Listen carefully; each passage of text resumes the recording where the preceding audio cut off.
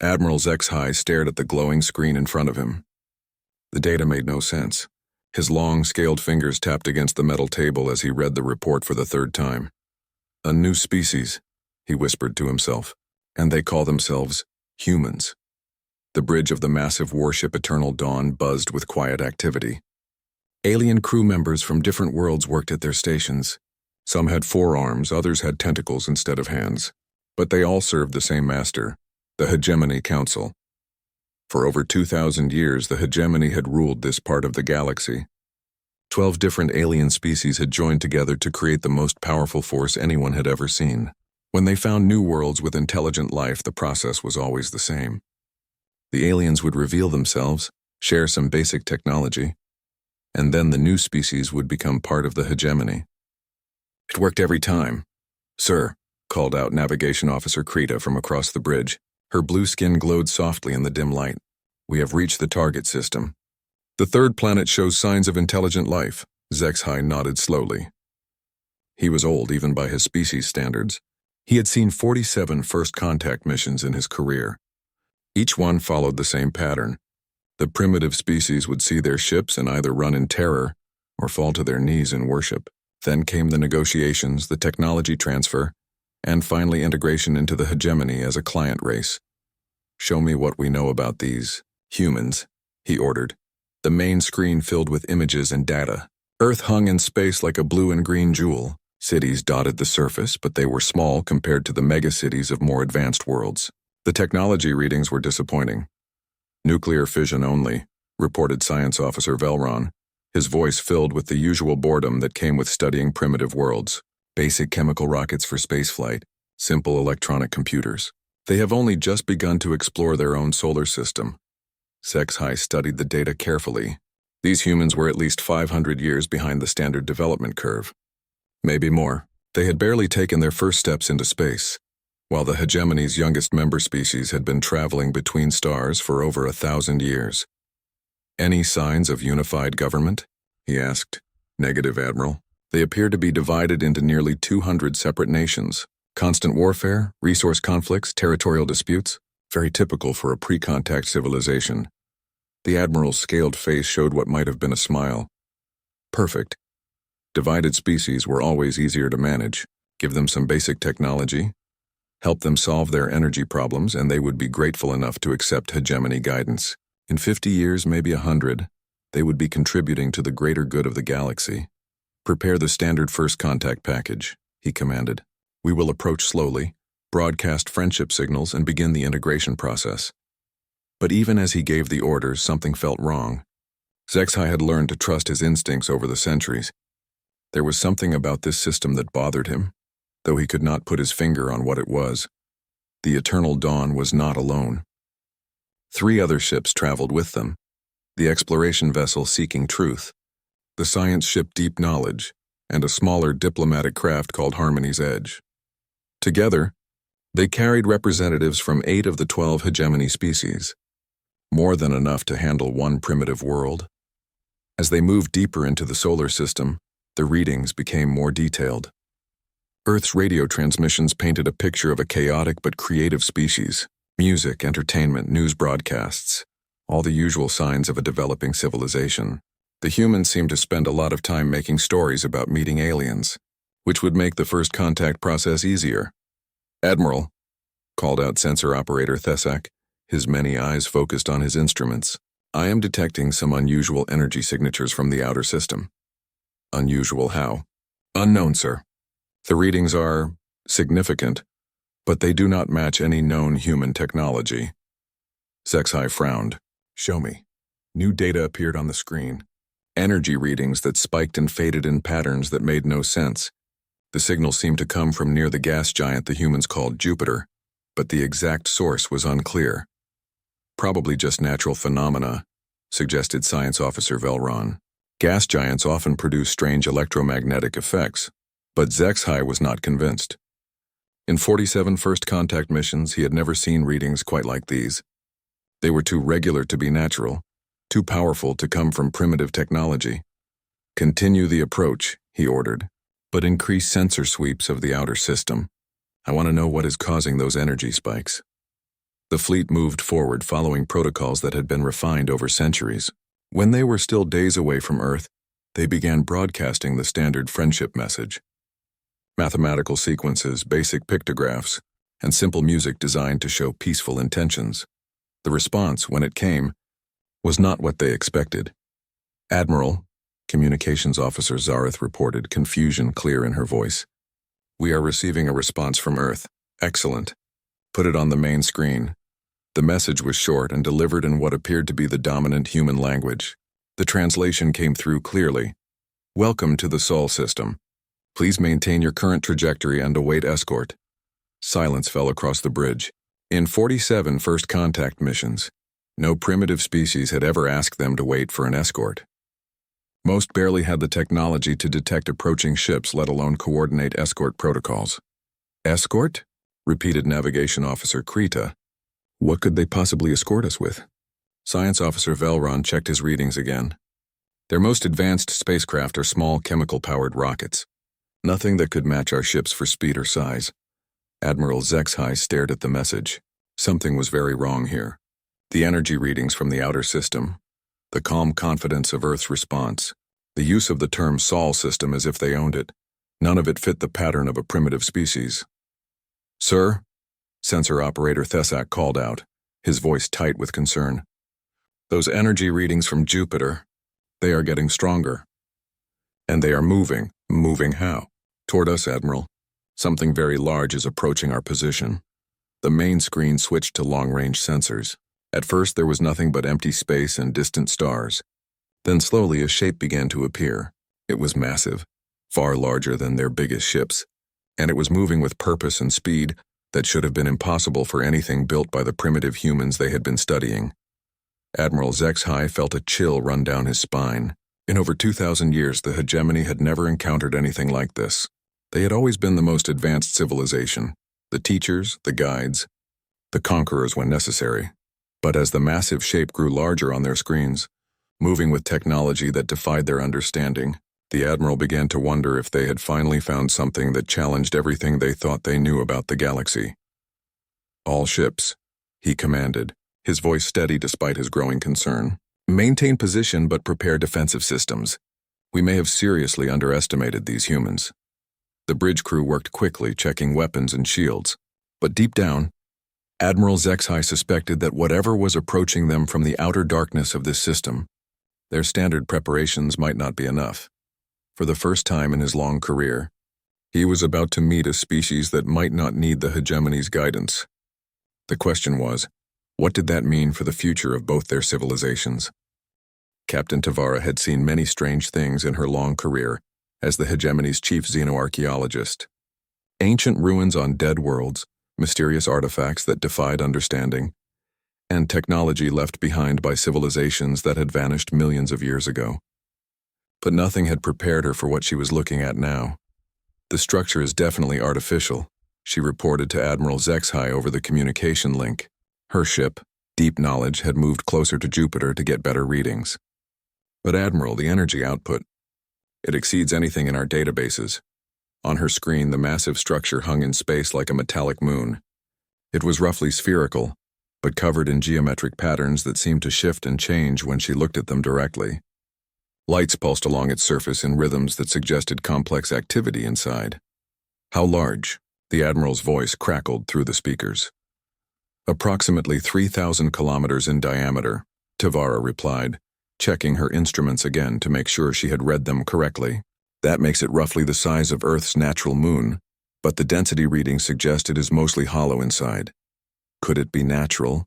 Some kind of unusual asteroid formation?" Tavara shook her head even though the Admiral could not see her. "No, sir. The geometric patterns, the energy output, the artificial materials, this was built by intelligent beings. But Admiral, here's the problem. The technology appears to be at least 1,000 years more advanced than our current standard." Silence filled the communication channel. Tavara knew what the Admiral was thinking. The hegemony prided itself on being the most technologically advanced civilization in known space. The idea that some unknown species had built something this far beyond their capabilities was disturbing. "Any signs of the builders?" Admiral Zexhai finally asked. "That is the mystery, sir. There are no records of any advanced civilizations in this sector. The humans are clearly primitive, but this structure predates their civilization by thousands of years. It should belong to some ancient species, but what? Tavara hesitated. What she was about to say would sound impossible. Admiral, the structure is not ancient. Based on the material composition and energy patterns, I believe it was built within the last 300 to 400 years. The silence that followed was even longer this time. Captain Tavara, Admiral Zexhai said slowly, "Are you telling me that someone built a moon-sized artificial structure in this system while the humans were still discovering fire?" "The humans have had fire for thousands of years, Admiral, but yes, the timeline makes no sense. Either our dating methods are completely wrong, or there is another explanation we have not considered." Meanwhile, on the bridge of the Eternal Dawn, Admiral Zexhai was trying to process information that challenged everything he thought he knew about this system. The humans on Earth showed no signs of advanced technology. Their cities were small, their space program was primitive, and their weapons were still based on explosive chemicals. Yet here was evidence of engineering capabilities that surpassed even the greatest achievements of the hegemony. "Admiral," sensor operator Thesak called out, "that massive energy signature we detected earlier. It is definitely coming from the structure. And sir, it is moving toward us." "The structure is moving?" "No, Admiral. Something is leaving the structure. Something very large." The main screen switched to enhanced long-range sensors. Slowly, a shape began to separate itself from the massive artificial moon. At first, it looked like a small piece breaking away. But as it grew larger on their screens, the crew realized that small was only relative to the enormous structure it had left behind. "Size estimate?" Admiral Zexhai asked, though part of him did not want to know the answer. "Approximately 20 kilometers long, Admiral, and it is accelerating toward our position at speeds that should not be possible." Navigation Officer Krita looked up from her station with worried eyes. "Admiral, at its current speed, it will reach us in less than 6 hours. The Admiral stared at the approaching object. It was still too far away to make out details, but the energy readings were incredible. Whatever was powering that thing, it made their fusion reactors look like candles. "Any response to our communications?" he asked. Communications Officer Zareth shook her head. "Nothing, sir. It appears to be maintaining communication silence." Admiral Zexhai had to make a decision. Protocol demanded that he either attempt peaceful contact or withdraw to a safe distance. But which option was safer when dealing with technology they did not understand? "Send a message to Earth," he ordered. "Tell them we have detected an unknown vessel approaching our position. Ask if they have any knowledge of its origin or intentions." The message was transmitted, and the response came back surprisingly quickly. Once again, the calm confidence of the reply was unsettling. "The approaching vessel is part of our system defense network. Please remain in your current position. Contact will be established shortly." The bridge fell silent. System defense network? The humans they had been observing had barely managed to put a few small stations in orbit around their planet. How could they have a defense network capable of building and operating something like this? "Could we have been wrong about their technology level?" suggested Science Officer Velron. Captain Tavara's voice came over the communication link from her ship. "Admiral, I have been reviewing our scans of Earth more carefully. There's something strange about the energy patterns down there." "Explain." "The cities appear primitive from long-range scans, but when I look more closely, there are underground energy signatures that do not match surface technology. It is almost as if they are deliberately hiding their true capabilities." Admiral Zexhai felt that chill again. A species that could hide their technology level would be dangerous opponents. But why would they want to appear primitive? The only reason he could think of was to avoid attracting attention from more advanced civilizations. Civilizations like the hegemony. "Admiral," Thesak reported, "the approaching vessel has altered course. It is now moving to intercept our fleet directly." On the screen, the massive object had become more visible. It was not a traditional ship design. Instead of the sleek, efficient shapes preferred by hegemony engineers, this thing looked almost organic. It moved through space like a living creature, changing direction with impossible grace for something so large. "All ships, prepare for possible combat," Admiral Zexhai commanded. "Raise shields and charge weapon systems, but do not fire unless fired upon first." The next few hours passed slowly. The massive vessel approached steadily, growing larger and more impressive with each passing minute. When it finally came within visual range, even the experienced crew of the Eternal Dawn stopped what they were doing to stare. The thing was beautiful and terrifying at the same time. Its surface was covered in what looked like living metal that flowed and shifted like liquid. Structures that might have been weapons or sensors extended and retracted along its length. Most disturbing of all, it seemed to be watching them with the same curious attention they were giving it. "Admiral," Communications Officer Zareth said quietly, "we are receiving a transmission." On screen, the image that appeared was not what any of them had expected. Instead of an alien face or a computer interface, they saw a human. He appeared to be middle-aged with graying hair and kind eyes, but there was something about him that seemed different from the humans in their database. Something more. "Greetings," the human said, his voice calm and friendly. "I am Marcus Chen, though most people call me by my other name. Welcome to our solar system. I apologize for the dramatic approach, but we wanted to make sure you understood that things here might not be exactly what they appear to be." Admiral Zexhai found his voice after a moment of shock. "You are human?" Marcus Chen smiled. "I was once. Now I suppose you could say I am something more. But we can discuss that later. Right now I think we need to have a conversation about why you are here and what you expect to find." The Admiral looked around his bridge at his crew. Every face showed the same confusion and concern. Nothing about this first contact was following the expected pattern. "We are explorers and diplomats," he replied carefully. "We seek peaceful contact with new civilizations." "I see." Marcus Chen nodded thoughtfully. "And after peaceful contact, what usually happens next?" It was a simple question, but Admiral Zexhai suddenly realized he could not answer it honestly. The truth was that after contact came integration, and after integration came control. But looking at this human who commanded technology beyond their understanding, those old patterns might not apply. For the first time in over 2,000 years, the hegemony might have found a species that did not need their guidance. The question was, what happened when the teachers met someone who might have lessons of their own to share? Marcus Chen had been dead for 300 years, but he had never felt more alive than he did right now. Standing on the bridge of his massive vessel, though standing was not quite accurate anymore, he watched the alien fleet through sensors that could see across multiple spectrums of light and energy. The beings inside those ships were afraid, confused, and trying very hard not to show it. He understood their confusion. In their database, humans were supposed to be primitive. Chemical rockets, nuclear fission, simple computers, all the markers of a species barely ready to leave their homeworld. The aliens had no way of knowing that everything they had observed was carefully designed to look that way. "Admiral Zexhai," Marcus said, his voice transmitted across space through quantum-encrypted channels that should have been impossible for any species to develop so quickly. "I can see you are having trouble understanding the situation. Perhaps I should explain."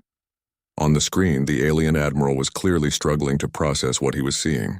Marcus felt sympathy for him. First contact was supposed to be simple.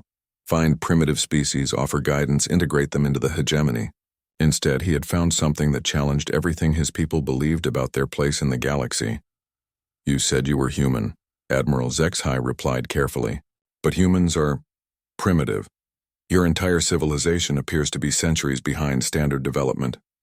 Marcus smiled, though the aliens could not see his face clearly through the advanced display systems. 300 years ago, Earth faced a crisis. A massive asteroid was going to hit our planet.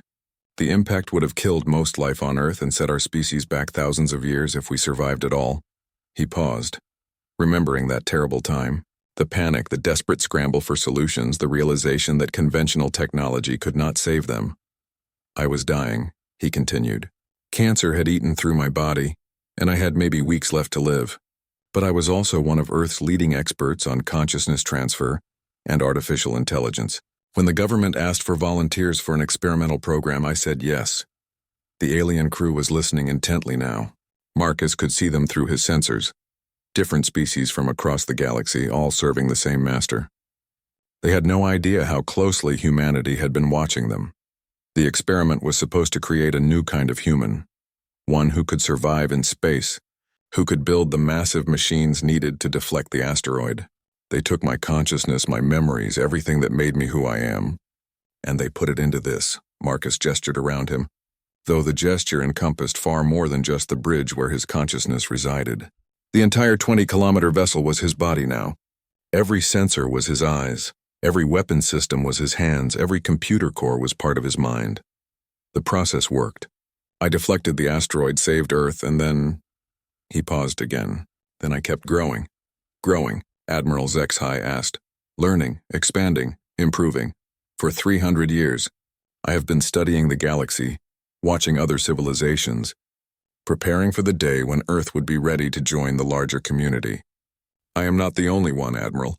There are others like me, humans who chose to become something more to protect our people. Captain Tavara's voice came through the communication link from her science vessel. The artificial structure near Jupiter. That is your home? One of many, Marcus confirmed. We call ourselves the Titans. We are humanity's guardians, watching over Earth while our people develop at their own pace. That primitive civilization you observed, it is real. Most humans live normal lives, unaware that people like me exist. We prefer it that way. Science Officer Velron spoke up from his station. But why hide your capabilities? With technology like this, you could have joined the galactic community centuries ago. Marcus turned his attention to the young alien scientist. Through his sensors, he could see the curiosity in the being's multiple eyes. Because we learned early that advertising advanced capabilities invites unwanted attention. We spent decades studying radio transmissions from other worlds before we made our first contact protocols. We know about the hegemony, Admiral. We know how first contact usually works. The silence that followed was heavy with implication. Admiral HFY's scaled features showed understanding and perhaps a little shame. The hegemony's first contact procedures were efficient, but they were not designed to treat new species as equals. You have been watching us, the Admiral said. For over 70 years, Marcus confirmed. Small probes, hidden sensors, infiltrated computer networks. We wanted to understand who you were before we revealed ourselves. The galaxy is a dangerous place, and Earth learned long ago that the best defense is often to appear harmless until you are ready to prove otherwise. To demonstrate his point, Marcus activated one of his simpler abilities. Every weapon system on every ship in the alien fleet suddenly went offline. Not damaged, not destroyed, simply deactivated as if someone had flipped a switch. The aliens' shields flickered and died. Their engines stopped responding to commands, then as quickly as it had happened, everything came back online. How? Navigation Officer Krita whispered, staring at her control panel in shock. Electromagnetic manipulation at the quantum level, Marcus explained casually. One of the first abilities I developed after my transformation. Your technology is impressive, but it relies on electronic systems that I can influence from a distance. Do not worry, I mean you no harm. I simply wanted you to understand that this conversation is happening, because I choose to allow it, not because you have any advantage here. Admiral HFY was quiet for a long moment, processing the implications. His species had been traveling the stars for millennia. They had conquered dozens of worlds, integrated hundreds of species into their empire, and now they had found a single individual who could disable their entire fleet without firing a shot. What do you want? He finally asked. The same thing you do, Marcus replied. Contact between our peoples. But on equal terms, not as conquerors and subjects. Humanity has been preparing for this moment for centuries. We have much to offer the galaxy, and I believe the galaxy has much to offer us. Captain Tavara's voice came through the communication link again. The energy readings from your vessel. How is it possible? Our best fusion reactors could not produce even a fraction of that power. Marcus allowed himself a moment of pride. Fusion is primitive, Captain. I draw energy directly from the quantum foam that underlies all reality. The vacuum of space itself powers my systems. It took me 200 years to figure out how to do it safely, but the result is essentially unlimited power. The implications of that statement hit the aliens like a physical blow. Unlimited energy meant unlimited possibilities. With power like that, a civilization could reshape worlds, travel instantly between stars, even manipulate matter at the atomic level. Are all Titans like you? Admiral HFY asked. We are all different, Marcus said. Some focus on construction and engineering, others on exploration and science. A few, like myself, specialize in defense and first contact protocols. But we all share the same goal, protecting Earth and preparing humanity for its place in the galactic community. And what place is that? Marcus smiled again. The question showed that the Admiral was beginning to understand. This was not going to be a standard integration, where the primitives gratefully accepted guidance from their betters. This was going to be something new. We believe that every species has something valuable to contribute, Marcus said. The hegemony has brought peace and stability to many worlds. That is admirable. But peace and stability are not the only values worth pursuing. Humanity brings creativity, adaptability, and a willingness to transform ourselves in the service of higher goals. He gestured toward his own massive form. I am proof of that willingness. I gave up my human body, my human limitations, even my human lifespan to become something that could protect my people. Other Titans have made similar sacrifices. We did this not because we were forced to, but because we chose to. That is what humanity offers the galaxy. The courage to become more than what we are. Admiral HFY stared at the screen for a long time. Everything he thought he knew about first contact, about primitive species, about the hegemony's place in the galaxy, had been turned upside down in the space of a few hours. What happens now? He asked. Marcus's smile widened. Now, Admiral, we begin a new kind of relationship, one where both sides have something to learn from each other. But first, I think it is time you saw what Earth really looks like when it is not trying to appear primitive. Would you like to accept an invitation to visit our true home? As the words left his artificial vocal systems, Marcus was already sending signals back toward Earth. Hidden facilities across the planet began powering up systems that had been dormant for decades. The masquerade was over. It was time for humanity to show the galaxy who they really were.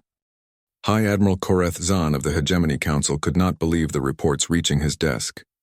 A single human entity had disabled an entire fleet? Impossible. Admiral HFY was known for his caution, perhaps even cowardice. The old fool had probably been scared by some primitive light show and was now making excuses for his failure to complete the mission. Send the Eternal Dominion, he ordered his aide. Admiral Vextar will know how to handle this situation properly. The Eternal Dominion was the hegemony's most powerful warship. 15 kilometers of advanced armor, weapons that could crack a planet's crust, and shields that had never been penetrated in 3 centuries of service. If there really was some unknown threat in the human system, the Dominion would either capture it for study or destroy it completely. Admiral Vextar was everything that Admiral HFY was not. Young, aggressive, and completely confident in the hegemony's technological superiority. When he received his orders, he smiled with anticipation. Finally, a chance to show these primitive humans what real power looked like. But Marcus Chen was monitoring hegemony communications across multiple star systems. He knew about the Dominion's launch before its crew had even finished their preparations. More importantly, he knew exactly what kind of commander Admiral Vextar was. Admiral HFY, Marcus said during their continued conversations, your superiors are sending reinforcements. A ship called the Eternal Dominion with a rather aggressive commander. I think it might be time for a demonstration of what humanity can really do. Admiral HFY felt his heart sink. He had been hoping to handle this situation diplomatically, but High Admiral Koreth Zahn clearly had other ideas. Marcus, Admiral Vextar is not known for his patience or his wisdom. If he sees you as a threat, he will try to destroy me, Marcus finished calmly. I understand. But Admiral, I think both our peoples would benefit from a clearer picture of what we are dealing with here. Would you be willing to accompany me to a demonstration? Before Admiral HFY could ask what kind of demonstration, space around the alien fleet began to fold in ways that violated everything they knew about physics. Reality seemed to bend and twist, and suddenly the stars were different. They were no longer in the human solar system. Where are we? Navigation Officer Krita asked, her voice tight with panic. Marcus's voice came through their communications with the same calm friendliness as before. A dead system about 3 light-years from Earth. I thought it would be better to demonstrate my capabilities somewhere that would not endanger either of our home worlds. How? Science Officer Velron whispered, staring at his instruments. The energy required to fold space like that. It should be impossible. Nothing is impossible, Marcus replied. Only improbable. And given enough time and energy, even the improbable becomes routine. The dead system contained no planets, only asteroids and cosmic debris orbiting a dying red giant star. It was the perfect place for Marcus to show the aliens exactly what 300 years of human evolution could accomplish. First, he demonstrated matter manipulation on a small scale. Using focused energy beams, he began reshaping nearby asteroids. Rocky debris became refined metals, then complex crystalline structures, then finally sophisticated technological components. In minutes, he had created a small space station from nothing but raw asteroid material. The alien crew watched in stunned silence as the station grew more complex. Docking bays appeared, followed by sensor arrays, then weapon systems more advanced than anything in their databases. What had started as a floating rock was now a fully functional military installation. The process can be scaled up, Marcus explained casually. Given enough time and raw materials, I could build a fleet of ships or even transform entire planets. This is basic matter manipulation, something any Titan can do with sufficient practice. But he was just getting started. Next came the demonstration of artificial gravity manipulation. Marcus reached out with fields that the aliens could not see or detect.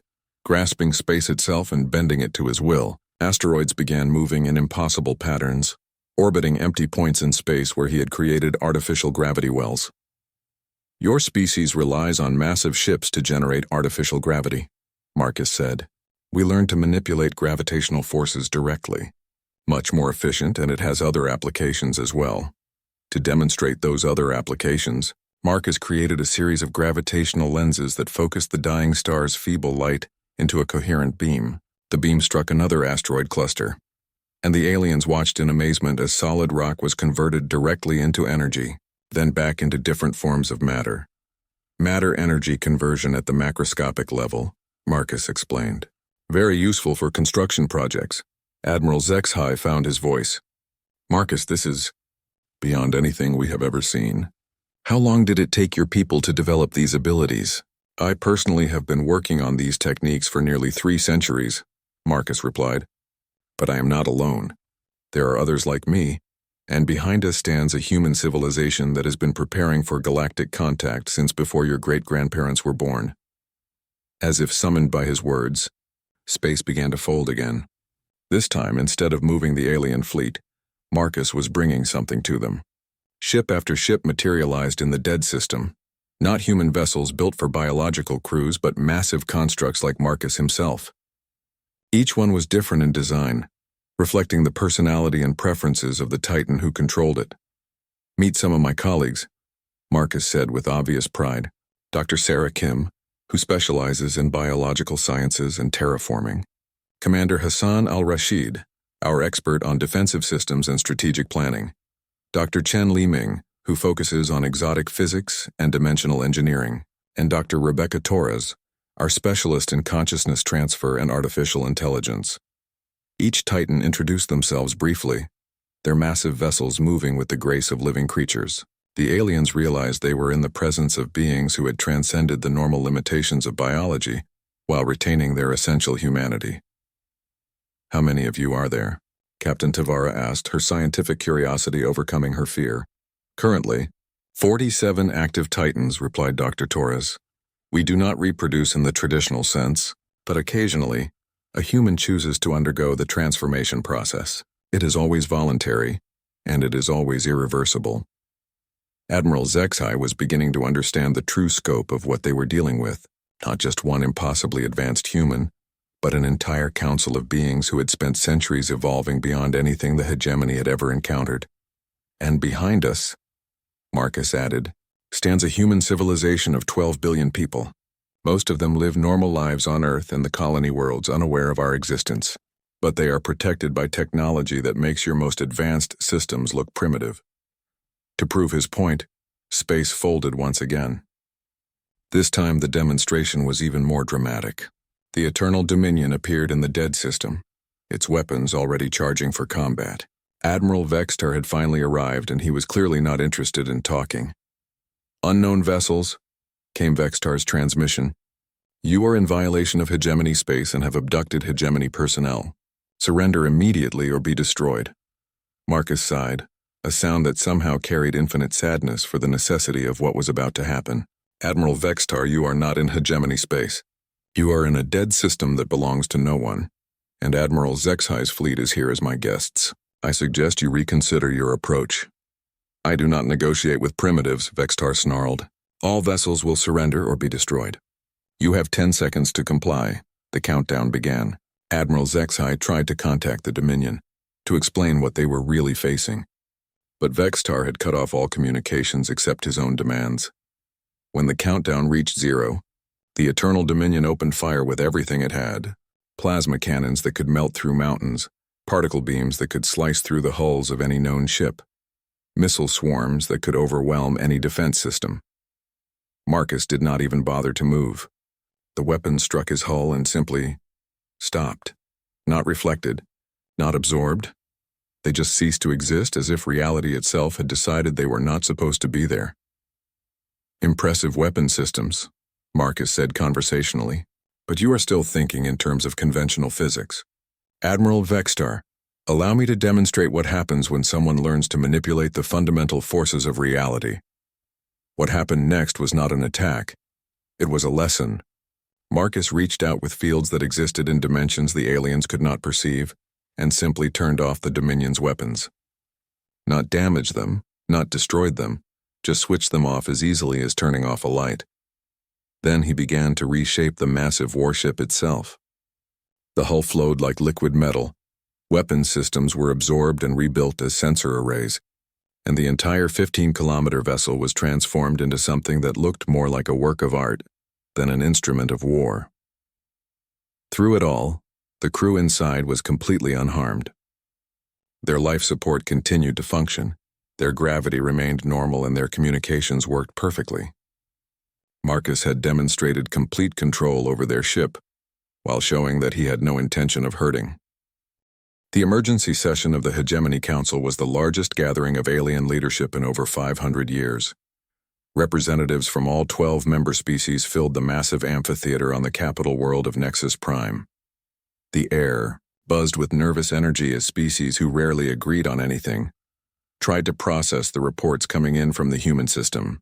High Admiral Korathzan stood at the center of the chamber, his usually confident demeanor shaken by what he had learned. The holographic displays around him showed images that challenged everything the Hegemony believed about their place in the galaxy. A human consciousness inhabiting a vessel larger than their greatest cities, technology that could reshape matter at will, and energy readings that exceeded their most optimistic projections by several orders of magnitude. "The reports have been verified by 3 separate investigation teams," he announced to the assembled council. "The humans have been observing us for decades while maintaining the appearance of a primitive civilization. They possess individuals, they call them Titans, who have transcended biological limitations and achieved technological capabilities we cannot match." Chancellor Thexara of the Morphic Collective spoke first, her voice carrying the harmonics of her species' hive-mind communication. "This changes everything. For 2 millennia, we have been the teachers, the guides, the protectors of younger civilizations. Now we have found a species that may be more advanced than we are." "Not maybe," interrupted General Vashatok of the warrior caste. "The entity calling itself Marcus Chen disabled the Eternal Dominion without effort. Our most powerful warship was converted into what he called a diplomatic platform in minutes. We are not dealing with equals here. We are dealing with superiors." An uncomfortable silence fell over the chamber. The word superiors was not one that the Hegemony used often when discussing other species. Admiral Zexhai had been called back to Nexus Prime to give his report in person. He stood now at the witness podium, looking older than his years. "Honored Council," he began, "I have spent considerable time speaking with the Titan Marcus Chen and observing their capabilities. I believe we must completely reconsider our approach to this situation." "Explain," demanded Chancellor Thexara. "The humans are not interested in conquest or domination," Admiral Zexhai said carefully. "Marcus Chen could have destroyed our fleet easily, but instead he chose to demonstrate his abilities in ways designed to minimize fear and maximize understanding. He speaks of partnership, of mutual benefit, of combining the Hegemony's experience with humanity's innovations." "Pretty words," General Vashatok growled. "But what do they really want? Power? Territory? Resources?" Admiral Zexhai shook his head. "None of those things, General. They want something much more dangerous to our current way of doing things. They want change." High Admiral Korathzan activated another holographic display. This one showed images of Earth as the Titans had revealed it to be, not the primitive world their sensors had detected, but a planet transformed by centuries of hidden development. cities that existed partially in other dimensions, energy networks that drew power from quantum fluctuations, and manufacturing facilities that could create anything from pure information. They have invited representatives from each member species to visit Earth, he announced, not as conquerors or subjects being evaluated, but as equals meeting for the first time. The question before this council is simple. Do we accept their invitation, or do we declare them a threat to be eliminated? Dr. Yithan of the Science Directorate raised one of her many tentacles. High Admiral, with respect, I do not believe elimination is a viable option. The energy readings from their Titan vessels suggest they could defend themselves against our entire fleet if necessary, and that assumes they have shown us the full extent of their capabilities, which I doubt. Then what do you suggest? Demanded General Vashtok. We learn, Dr. Yithan replied simply. For the first time in our history, we have encountered a civilization that might have something to teach us. The scientific advances alone could benefit all our species immeasurably. But not everyone was convinced. Counselor Rexmoth of the Trade Federation had been calculating the economic implications of humanity's capabilities. If they can manipulate matter at will, create energy from nothing, and travel instantly between stars, what happens to our entire economic system? What happens to the trade routes, the resource extraction, the manufacturing that keeps our civilization functioning? It was a good question, and one that several other counselors were obviously worried about. The hegemony was not just a political alliance. It was an economic system that had evolved over millennia. Humanity's technology could disrupt that system completely. Marcus Chen had been monitoring the council session through the quantum communication networks that the Titans had infiltrated decades ago. He had expected this reaction. Fear of change was common among established civilizations, but he also understood that fear could be overcome with patience and demonstration.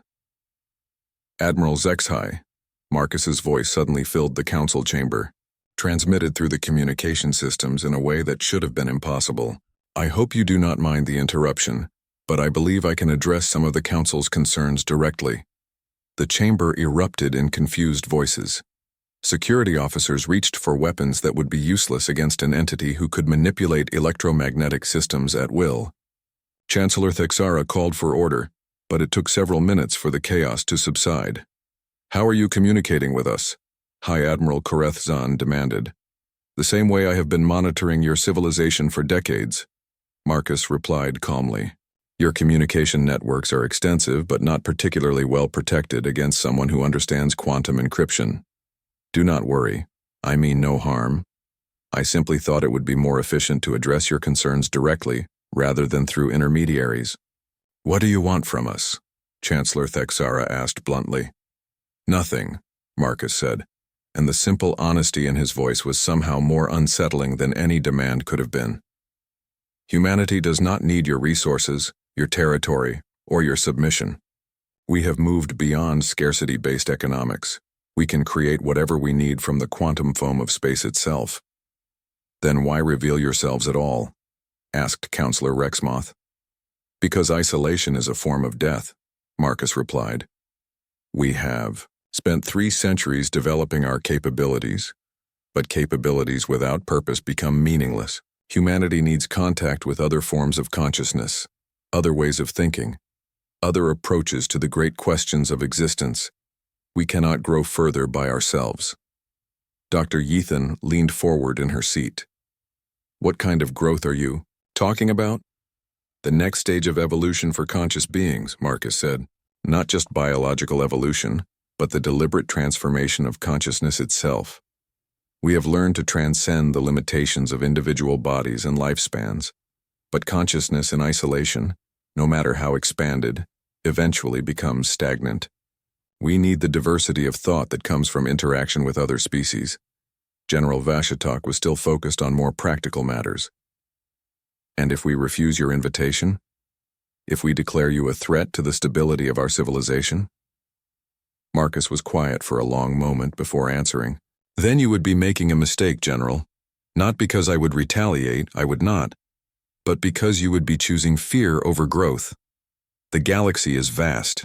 And there are threats out there that none of our civilizations have encountered yet. Separately, we might not be able to handle them. Together, we could face anything the universe has to offer. What threats? High Admiral Korathzan asked. That is a conversation for another time, Marcus replied. First, we need to establish trust between our peoples. I propose a simple exchange. Send your representatives to Earth and we will send one of our Titans to visit each of your worlds. Not as conquerors or investigators, but as students eager to learn about your cultures and ways of thinking. The council chamber fell silent as the representatives considered this proposal. It was unprecedented. The hegemony had always been the ones offering guidance to primitive species, not the ones seeking to learn from others. Admiral Zexhai broke the silence. I volunteer to lead the mission to Earth.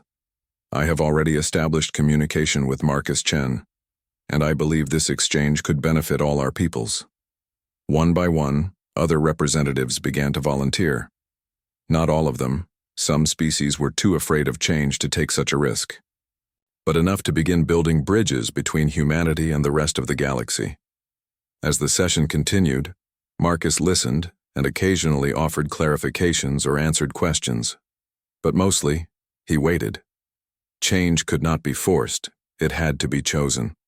And he was patient. After 3 centuries of preparation, he could wait a little longer for the galaxy to decide whether it was ready to grow.